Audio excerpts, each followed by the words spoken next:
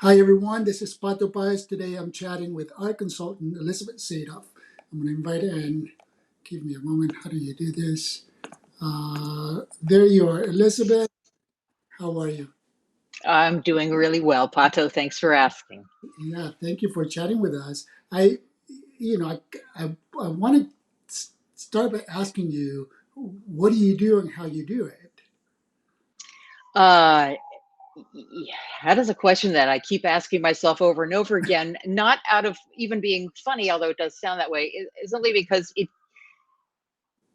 it's ridiculous. I help people find art, which is a wonderful thing to do, but you'd think that more people would understand how to go about it and be curious enough and to realize that they need art in their lives, but they don't. So I am a matchmaker. That's what I do. And I work specifically with um, people who have not felt comfortable going into galleries, which is another shame. Um, don't go to open studios. They just don't understand all the ways that, in particular, living in the rich mind of of art wealth that we have here in New York, that they don't look for ways to partake in being exposed to art, and that's the most important thing. I mean, essentially what I do is I introduce people to artwork on a very general basis using JPEGs, but my ultimate objective, the gold standard, is really to get them in front of a work of art. That's when that physical connection happens and when that magic happens, and that's my mission. And I would assume get them to trust that their instinct when they look at a work of art and they respond to a work of art is right. That's perfectly said. Absolutely. Yeah. What do you love most about this work? Um, well, I do say this. My favorite part is handing the check over to the artist. Yeah. That's a good one. But um, I love the studio visits. I feel that it's a great privilege for me to be coming into an artist space. I understand that it can be intimidating, um, and and it's also a challenge for me, having kind of taken a lot of time out from my own studio practice, um, just to be able to be an advocate. So I draw upon a lot of that experience from earlier studio visits that I had, and make it my job to apply that and to make sure that I let the artist know I'm really looking, that I'm asking Mhm. questions, that I'm making connections, and that I'm not just coming in, looking at the artwork and leaving on behalf of a client. I'm trying to absorb as much of that studio experience and the knowledge of the artist and how they make art, what their intentions are, because I am that representative. I'm going to be the entity that conveys those stories to a potential client, and that is, once again, um, how you start to get somebody interested in an artist and his or her work. And I find that the creative vision of an artist is so important in order to be able to speak about the work that they do.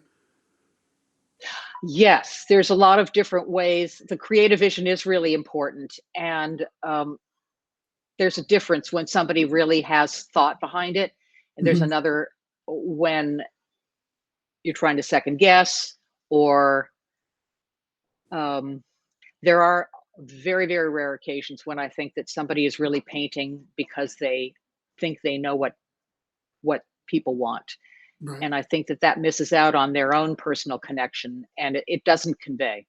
So yes, that vision is really important, but it's I can see why some artists bristle at that, just because they say it's not the words that my that convey the expression of my art, it's my art. But there has to be something behind it, because what that's what will give me my tools to be able to carry on for them. And that's also what clues in, because once again, I'm going to the clients that I'm going to be introducing these artists and the artwork to, they don't know anything, or they know very little. So to have that door open into the process and the thought pattern and the materials and all that is really an important uh, growth exercise for them, and it allows them to be able to continue to buy art and start to think about exactly what you said, which is to have that the confidence that you can make a decision on your own and not Right. have to listen to somebody recommend what you should buy. Yeah, yeah, yeah. How do you find your artists or the artists that you work with? Well, long ago, I guess I had some recommendations. But after that, it seems the art world, at least among artists, is very democratic and very supportive. And so I Mhm. usually find I visit a studio and the artist will say, "Well, you know what? I think you'd also like this person down the hall or this person here. Their work. It sounds like it would be something that would be of interest to you," and they'll give me that connection. And then I also when I mean, over the 14 years that I've been in business, I have a pretty good repository of artist names and styles and Mhm. genre and et cetera, et cetera. But with each client, it's a different demand. And so sometimes I don't find what I'm looking for among the archives that I've already collected.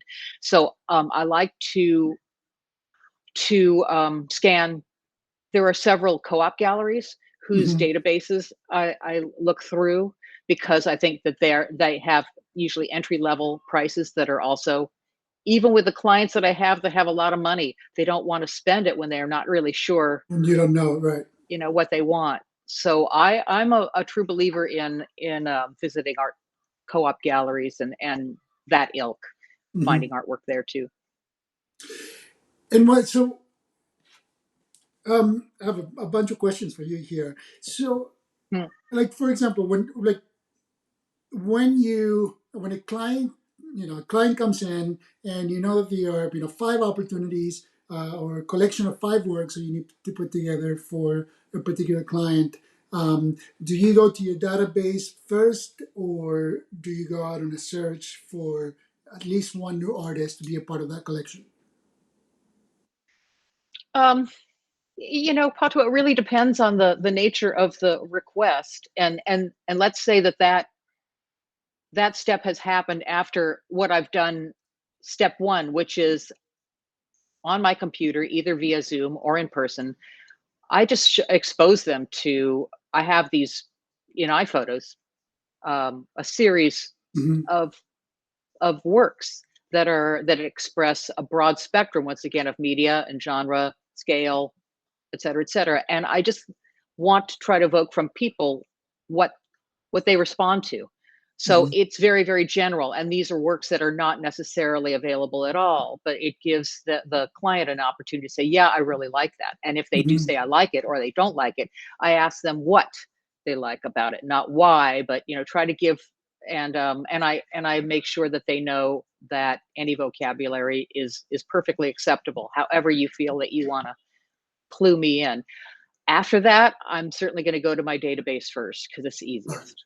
Right. And 'Cause because you it's got. so broad, let's go to easy. And then, but I also love those searches because I make these great discoveries, and it's really always exciting. I would say back to those studio visits and just that's probably the best part of my business. It's Yeah. just so much talent, and it's a very emotional experience to be affected by the artwork that I get to see. Sure, you did call it an honor, and I agree. It's an honor to be able to see how, you know, uh, to see the process of an artist, how they work. So, Elizabeth, why do people buy art, or why do your clients buy art? That's a very good question. Uh, in the beginning, they bought art initially because their interior designer had just designed or was about to design a renovation or a new house or whatever it was, and the designer stipulated you're going to need art. And thank goodness the climate that we're in now is very different than in the old days when it would be just get something orange to go over your couch. It's very much more sophisticated because designers really are looking for that identifying Hmm. principle that will make their interior design very personal and reflective of the client and that space. And so that might be the prompt. But what I found, which is my sweet spot here, is that I'm selling to people who are ultimately going to make the decision on what they like, Hmm. what they respond to, and nothing else. And I think that for me is very rewarding, and it's very rewarding for the artist as well to know that their work is going into a home that's greatly appreciated. How many of those clients become collectors and go beyond the wall space that they need to fill out with art? Oh, that's a great question too. I don't really know yet, and part of that is because when I work with in the early stages, I could cold call interior designers, and that's how I built my client base. So the problem was working with interior designers was oftentimes they, for no fault of their own necessarily, they brought the topic of artwork in at the very end of the project. Mm, And that meant that this person's pretty exhausted from making decisions about faucets and upholstery and sure. wallpaper, et cetera, et cetera. So, and this is a huge in, undertaking to find something that you really emotionally connect with. So, um, I always hoped that these people would sort of get the collecting bug and want to continue. If they did, they do it beyond our collaboration because in general it was the one major piece that would be in the living room or the dining room or the master bedroom, something along that like. But in the last like 3 years, I've started to work with more clients who are building collections, Hmm. and I don't know, at this point it's still relatively early for clients to come back to me. We've sort of fulfilled the space. Although I just finished a project with a client with whom I worked about 4 years ago. They just got back to me. They sold their home. They wanted me to help de-install all that artwork and move it into their Manhattan apartment for 2 years while they build another home. So I'm suspecting that they will want to broaden their collection at this time because they did get the bug. Sure. I mean, well, that's a wonderful thing, right? It is. It is. And it doesn't have to be with me either. I'm really hoping that these people would then be launched and they could start being inquisitive on their own. And one of the things that I'm really working on now in a kind of a separate initiative is just trying to get people to feel comfortable going into galleries because those experts, the galleries know the stories and they all pretty much wax eloquent. I mean, there are definitely the off-putting galleries that have kind of, I think, promulgated the intimidation factor, but there are so many galleries out there that offer so much and a lot that could be affordable Right. if you ask the right questions. And um, so I'd love more people to come away with that and think, even if you're not going to buy artwork from that gallery, each time you go in and you ask questions and you expose yourself, you find more about yourself. And then Yeah, then you start to be, your radar goes up. that's a great way to put it. Do you help artists price their work? I do sometimes, yes. Would you give us an idea of how you do it? Well, I think about long ago I gave up bristling at this idea, which is scale in, does play a part in a work of art. Hmm. Not always, but it manages to be kind of the coin of the realm frequently. So I'll kind of I'll think about the scale. I'll also think about I'll look at how long is that artist's career? How many sales have they made? How much can we really command? A lot of times artists will have a lot of inventory and they are willing to, yes, it could go for this price, but they really want to get their artwork out there. because that's the way that the artwork can start to appreciate. So I take in a kind of an aggregate Hmm. and make a recommendation. And oftentimes I'll go back to other artists in my archives as well, and I will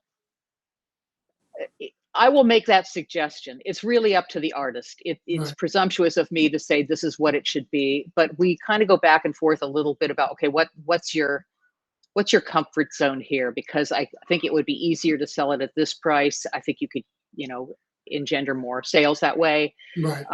But I don't want someone to feel, gee, my artwork's not worth that much, or on the other hand, you know, price themselves out of the market because they've seen other things that are, you know, by more exposed artists who, and they think they should be getting that. I know. And that's pretty. I'm sorry. Go ahead. No, I was just saying that that's part of the whole conundrum of the art world too. I mean, how do you value things? And you look at that and you say, I could do that, and maybe you could, maybe you couldn't. But it's not. It doesn't work that way. How It's do a very, you know, how do you value creativity, monetarily? It's yeah. um yeah, and I feel like this is one of those things that many artists out there struggle with: how to price the art correctly, how to not undersell themselves, or price it too high and not sell anything. So yeah, thank you for this. So sort of to wrap up, what would be, so if you were to give advice to an early career artist, someone who's just starting and they want to make a living off of their work, what do they do? um, I think you and I have spoken of this before. First of all, they should understand that the work, A, it won't sell itself. B, you're not going to be delivered by a gallery finding you and selling the work. It doesn't. That model has left the starting gate, or however Hmm. the metaphor goes. But so I would say that instead of looking at that in a disparaging way, you should look at the ways that the tools that are for free, they just take time, like social media. Definitely having a website that's easy for somebody um, to investigate, um, having dimensions, having media, all that information, and making sure that I've learned this one over the with my own business, is having a blog, creating content for yourself. Hmm. And that also happens with social media, so that people can find you. And um and I think that um working with other artists, being in some kind of networking, not a formal one, but just having colleagues who will also be the ones that would say, hey, you know, I think, to an art advisor, I think you should go down the hall and check this artist out, or Hmm. this artist is in Brooklyn and I really think you'd respond to their work. So it's just having that connectivity. But really, the internet offers so much, and it's a question of just keeping at it. And it's the frequency is probably even better than the amount of effort and time that's Yeah. put in. As long as you choose your words carefully. And also with Instagram, it shouldn't all be about your work. It's great to post your work, but you should also post the work of other artists. It should be a democratic forum. So I think let's that shows a lot. let's lift each other up, that kind of thing. Yeah, I think that's how I was taught, and I think that makes a lot of sense to me. I agree. Thank you, Elizabeth. This was great. I really Ah, appreciate all the information you've given us. So thank you. yeah. Well, I appreciate your questions, Pato, and your expertise. It gets to the heart of the matter really fast. Thank you so much. Alrighty. Well, thank you everyone for watching. If you like this talk, please hit the subscribe button, and we'll see you at the next chat. Thank you.